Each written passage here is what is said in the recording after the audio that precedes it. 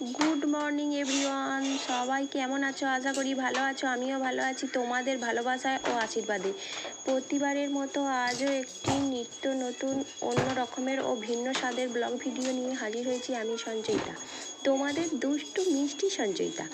তো প্রতিদিনের চেয়ে আজকে একটু সকালেই উঠতে চেষ্টা করেছিলাম, মানে একটু ভোরের দিকে, কিন্তু এতটাই ঠান্ডা যে মন চাইছিলই না, কিন্তু কিছু করারও নেই, উঠতেই হবে। কারণ বাড়িতে প্রচুর কাজ, সেই কাজের জন্য আমাকে তাড়াতাড়ি উঠতেই হবে।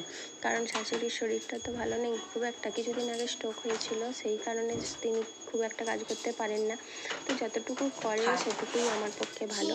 তো আমি সকালবেলা বাইরের একটু কাজ মিটিয়ে এসে দেখছি যে সব কচি কাঁচারা উঠে পড়েছে। তো আমি বিছানাপত্র গুছিয়ে নিলাম। অগোছালো বিছানা কারোই দেখতে ভালো লাগে না, তাই আমি বাড়ির কাজ করতে শুরু করে দিলাম। প্রথমে ঘর, তারপরে বারান্দা সব মুছে নিলাম।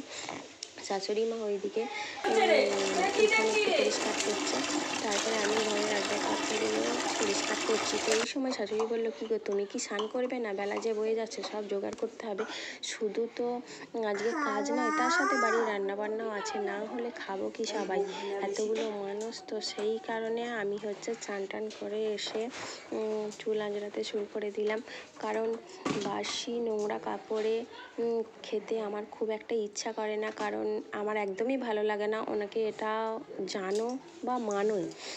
আর আমার একটা 1.5 বছরের বাচ্চা আছে, সে নিজে হাতে কিছু খেতে পারে না। যাদের ঘরে ছোটো বাচ্চা আছে, তো তারা অবশ্যই জানো যে ওদেরকে কিছু দিলে ওরা খাওয়ার থেকে বেশি নষ্ট করে। তো সেই জন্য নিজে হাতে খাইয়ে দিলে নিজের মনটাও শান্তি হয়, ওরও পেটটাও ভরলো। তো আমি সিঁদুর করে রেখে গেছি। তো সেই সময় দেখছি শাঁখের আওয়াজ বাজছে। তো ছুটে গিয়ে দেখলাম যে এখানে মনসা পুজো হচ্ছে। আজকে যেহেতু সংক্রান্তি, তাই মনসা পুজো করতে হয়। যাদের মনসা ঠাকুর আছে তারা নিশ্চয়ই জানো। তারপর তোতাই সোনাকে নিয়ে বসে পড়লাম খেতে। আগের দিনের বাসি পিঠে দুজনে খাচ্ছি। তো ছোট ওকে তেমন একটা দিতে চাইনি, আমি ইচ্ছা করছিল না, কিন্তু কি করব, ও যদি বায়না করে, কিছু তো করারও নেই। তো তারপরে মা আমি এতে বাসি পিঠে খেয়ে নিলাম। এদিকে দেখছি শাশুড়ি মা বালতিতে করে জল নিয়ে এসে ছাদ ধোয়াচ্ছে। এটাই হচ্ছে মজার ব্যাপার। তো কেন ছাদ ধোয়াচ্ছে? ছাদে কি নোংরা পড়েছিল? না ভাই, নোংরা নয়, আমাদের আজকে উঠোলক্ষ্মী পুজো। যাদের উঠোলক্ষ্মী পুজো আছে তারা অবশ্যই জানো যে এগুলো কি করতে হয়। যেহেতু আমাদের উঠান নেই খুব একটা, কারণ বাপ কাকারা যেটুকু সম্পত্তি পেয়েছিল তাতে সবাই ভাগ করে বাড়ি বানিয়ে নিয়েছে, তাই উঠোন বলতে সেরকম কিছুই নেই, যেটুকু আছে সেটুকু চলার মতো। তো তাই জন্য আমাদের ছাদেই চিরকাল উঠালক্ষ্মী পুজো হয়। যে থেকে আমার বিয়ে হয়েছে সেই থেকে এসেই দেখছি যে ছাদেই উঠালক্ষ্মী পুজো করে। তো আমার শাশুড়ি প্রথমে ছাদ ধুয়ে এই দেখো কি সুন্দর করে আঁকি বুঁকি করেছে, পেঁচা,